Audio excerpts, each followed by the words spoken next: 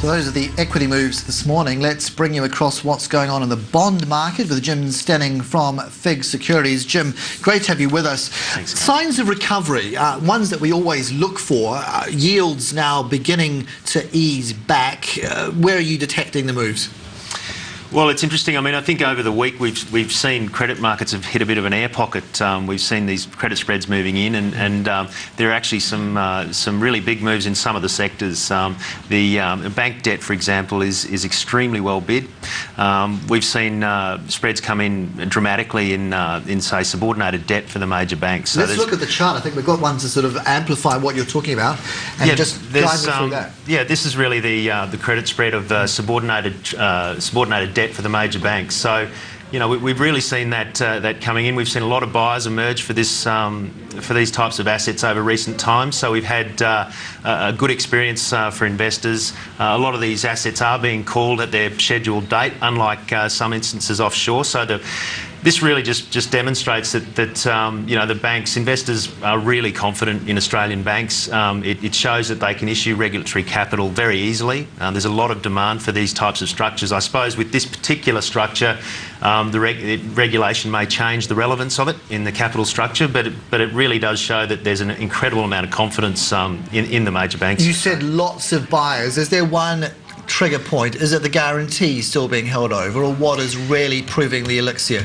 Look, it's really interesting. It's a mixture of things. I think that what the banks have demonstrated is that they have access to equity capital. You know, they can turn the tap on or off. They have access to debt capital through the government guarantee, and arguably without the government guarantee now. So these types of assets are very appealing.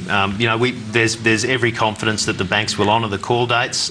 So yeah, they're a higher risk asset, but people feel very comfortable with them. So it's a really good sign, I think, for what would we see if we put property trusts up there? REITs? Well, interestingly, you know, we have seen those credit spreads move in as well, not as aggressively as the financials, but I thought there's a general bid tone. It's very encouraging in the credit markets at the moment. It's very difficult to get stock. Is there a sector, though, Jim, that you really want to see moving in tandem with the banks to really show that this is a broad-based appetite? Look, that's right. I mean, I think, you know, it makes sense, I suppose, for these spreads to be moving in dramatically for the banks, and it's very encouraging.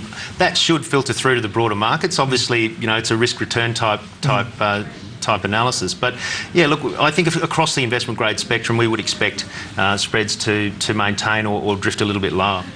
I guess the obvious extension of this is you're going to be telling people this is the time to be entering the action, selling down equities. Is it all that straightforward? No, look, it's an interesting thing. I think this is one thing about debt markets that people need to consider. There are various options where you can invest in a company. If you take banks, for example, I mean, obviously equity investors have had a good run. We've seen markets move up, you know, share prices move up considerably. We've seen subordinated debt come down. That makes other offerings like the listed hybrids very attractive, offering good margins. So if you've made good money out of the run-up in equities, where do you position yourself in this bank? We'll retreat to the hybrids, move up the capital structure and wait for an opportunity. What about the dividend sort of differential? You don't get quite that nice juicy addition. Well, that's right. But I guess what's happening here is that the risk curve within these structures is normalising, and so, you know, really what I guess I'm referring to is the timing thing, and you are getting a reasonable margin still in the listed hybrids. Are we going to see this also as a catalyst for more debt issuance? The fact that there is seemingly a changed environment out there, and believing that the window remains open to get these away and running? Look, I think so. I mean, I think, you know, this is the development that we've all been waiting for. I think it's this, you know, it's starting to compound.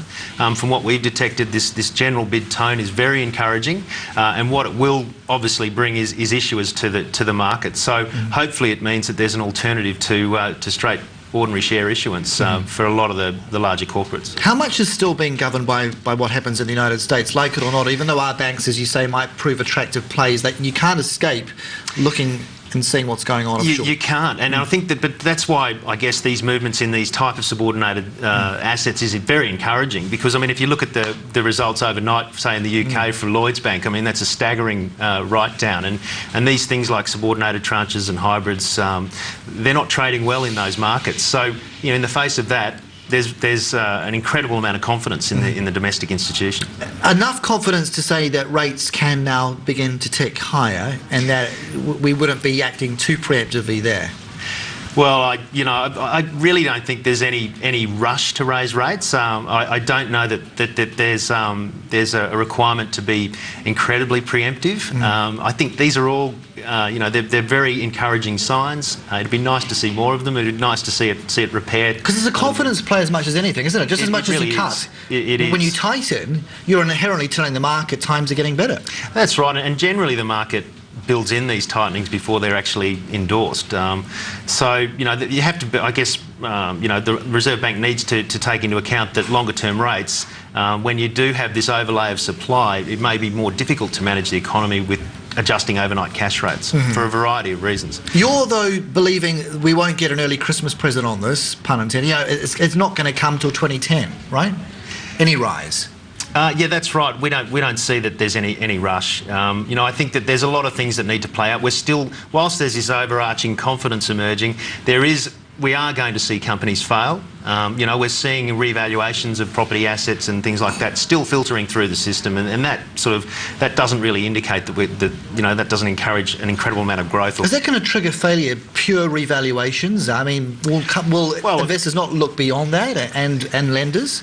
Well, I suppose it depends. I mean, obviously it depends how people have been accounting for increases in property values. It's idiosyncratic to the underlying company, but generally speaking, I think, particularly with the property sector, if we're looking at things like vacancy rates and we're looking at, refinancing and loan to valuation ratios, it's problematic, and that can lead to obviously trigger sales of assets and so on. At what point, because we've talked about this before, Jim, at what point do these same troubled companies use the lever of bond issuance over further capital raisings, noticing as you've had, the credit spread downturn?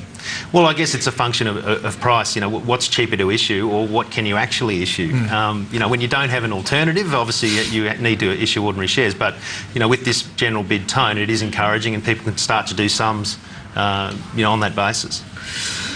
Jim, we must leave it. Always valuable to have you with us. Let's hope that we see continued improvement next week. Absolutely. Thanks, Carson. See them. Jim Stening there from FIG Security.